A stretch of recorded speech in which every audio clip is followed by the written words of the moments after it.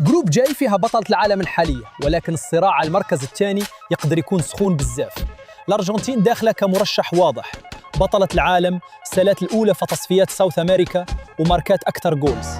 ولكن الحاجة اللي بغينا نشوفوها، واش نيكو باز يقدر يدير بحال خوليان ألفاريز في المونديال اللي فات ويفرض راسه في التشكيلة؟ ورا الأرجنتين كاين أوستريا، الأردن والجزائر. أوستريا عندها أفضل أودز من بين هاد الثلاثة، ومع رالف رانغنيك ولاو منتخب بريسينغ قوي بزاف. حتى في التصفيات الأوروبية كانوا من الأفضل في استرجاع الكرة في الثلث الأخير. ما عندهمش تسعود قاتل، وأرناوتوفيتش ولا عنده 37 عام، ولكن الوسط ديالهم قوي، وزاد عليهم تشوكويميكا اللي يقدر يعطي لهم إضافة.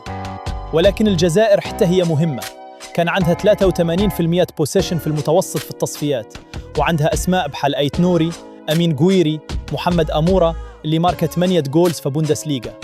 السؤال عند الجزائر ممكن يكون في الحراسة. لوكا زيدان ولد زينيدين زيدان كيلعب في القسم الثاني الإسباني، وهذا الشيء يقدر يكون نقطة يستغلوها الخصوم. أما الأردن فصراحة المهمة صعيبة، عندهم غير لاعب واحد في التوب يوروبيان ليج، وغادي يحتاجوا ميراكل باش ينافسوا في هذه المجموعة.